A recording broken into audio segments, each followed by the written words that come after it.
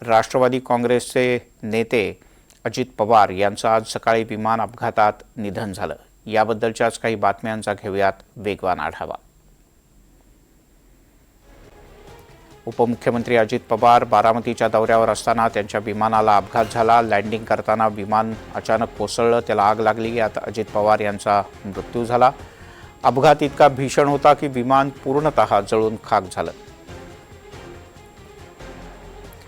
अजित पवार यांचं घड्याळच अजित पवार यांची शेवटची ओळख ठरली। अपघातानंतर कपडे आणि घड्याळावरून अजित पवार यांची ओळख पटवण्यात आल्याची माहिती मिळाली आहे। अजित पवार यांच्या विमान अपघाताचा आणखीन एक सीसीटीव्ही व्हिडिओ समोर आलाय। गोजूबावी या ग्रामपंचायतीच्या सीसीटीव्हीमध्ये या अपघाताची थरारक दृश्य कैद झाली आहेत।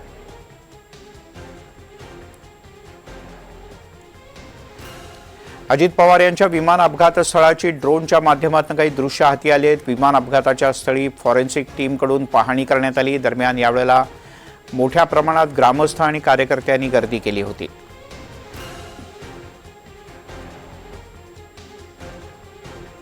बारामतीमध्ये लँडिंग करत असताना विमानाचा स्फोट झाला। रनवेकडे जात असताना विमान अवघ्या 100 फुटावरून कोसळलं अशी माहिती प्रत्यक्षदर्शींनी दिली आहे।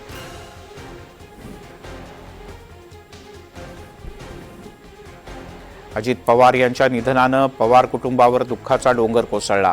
सुनेत्रा पवार, पार्थ पवार, सुप्रिया सुळे यांना अश्रू अनावर झाले।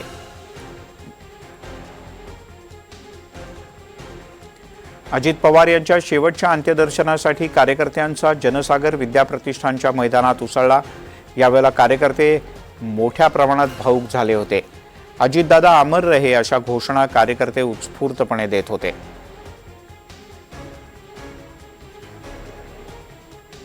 अजित पवार यांचं पार्थिव अंत्यदर्शनासाठी विद्याप्रतिष्ठानच्या मैदानात ठेवण्यात आलं आहे। पार्थिव मैदानात नेताना जय पवार यांना अश्रू अनावर झाले।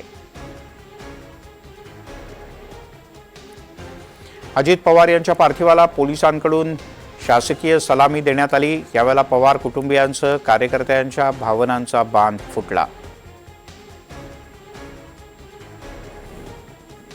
अजित पवार यांच्यावर उद्या सकाळी 11 वाजता अंत्यसंस्कार करण्यात येतील। विद्याप्रतिष्ठानच्या प्रांगणातच अजित पवार यांचं पार्थिव अंत्यदर्शनासाठी ठेवण्यात येईल। पंतप्रधान नरेंद्र मोदी, गृहमंत्री अमित शाह हे सुद्धा अंत्यदर्शनाला उपस्थित राहणार आहेत। अजित पवार यांच्या निधनाची बातमी कळताच बारामती मेडिकल कॉलेजच्या बाहेर राष्ट्रवादी काँग्रेसच्या कार्यकर्त्यांची मोठी गर्दी झाली। कार्यकर्त्यांनी मोठा आक्रोश केला। अजित पवार यांनी उभी हयात बारामती मतदारसंघासाठी खर्चिली। बारामतीतूनच त्यांच्या राजकारणाची सुरुवात झाली आणि बारामतीतच त्यांचा शेवट झाला। उपमुख्यमंत्री अजित पवार यांच्या निधनानंतर महाराष्ट्रात 3 दिवसांचा दुखवटा जाहीर करण्यात आलाय। शासकीय इमारतीवरचे झेंडे अर्ध्यावर उतरवण्यात आले आहेत। पंतप्रधान नरेंद्र मोदी यांनी शरद पवार यांना फोन केला। पंतप्रधान मोदी यांनी शरद पवार यांना फोन करत शोकसंदेश, सहवेदना व्यक्त केली।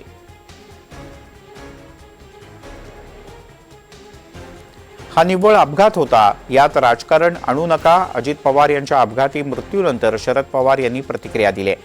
यावेळी बोलताना शरद पवार यांना सुद्धा अश्रू अनावर झाले।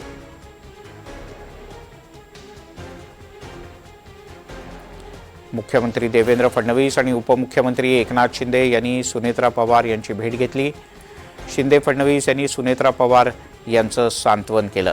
यावेळी राज्याचे राज्यपाल आचार्य देवव्रत हे सुद्धा उपस्थित होते।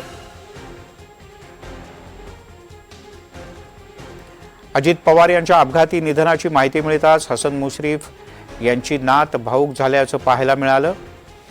कागलमध्ये सभेच्या वेळेला अनेकदा अजित पवार यांच्यासोबत तिची भेट झाली होती। अपघाताची माहिती मिळताच या चिमुकलीलाही अश्रू अनावर झाले।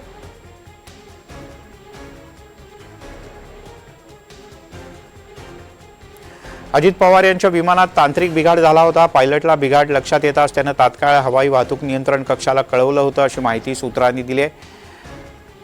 पायलटनं मेडे कॉल दिला होता। आपत्कालीन लँडिंगची परवानगी मागितली होती। एटीएस कडून परवानगी मिळाल्यानंतर पायलटनं आपत्कालीन लँडिंग केलं, पण त्याच वेळेला विमान कोसळलं। अजित पवार यांचा अपघात झाला ते विमान VSR व्हेंचर्स प्रायव्हेट लिमिटेड या कंपनीचं होतं। ही दिल्लीतीलच एक खाजगी विमान कंपनी आहे। 14 सप्टेंबर 2023ला सुद्धा त्यांचं एक विमान मुंबई विमानतळावर कोसळलं होतं, पण सुदैवानं त्यात कोणतीही हानी झाली नाही। काटेवाडी गावचा बाप माणूस हरपला असं म्हणत ग्रामस्थांनी आपल्या भावनांना वाट मोकळी करून दिली।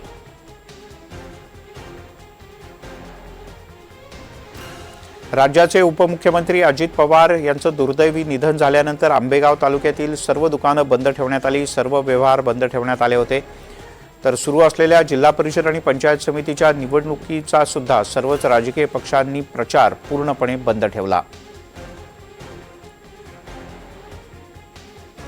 चिपळूणमध्ये बाजारपेठ बंद ठेवून अजित पवार यांना श्रद्धांजली वाहण्यात आली। दुपारी 2 वाजल्यापासून दुकानं बंद ठेवण्याचा एकमतानं निर्णय घेण्यात आला।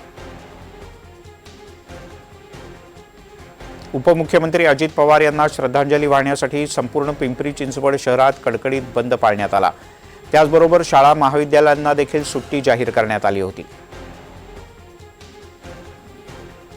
अजित पवार यांच्या अपघाताची सखोल चौकशी करा असं पश्चिम बंगालच्या मुख्यमंत्री ममता बॅनर्जी यांनी म्हटलंय। तर अजित पवार हे भाजप सोडणार होते असा खळबळजनक दावा सुद्धा ममता बॅनर्जी यांनी केला आहे। मृत्यूचं राजकारण करणं योग्य नाही, अजित पवार यांच्या अपघाती निधनानंतर मुख्यमंत्री देवेंद्र फडणवीस यांनी ममता बॅनर्जी यांना उत्तर दिलंय।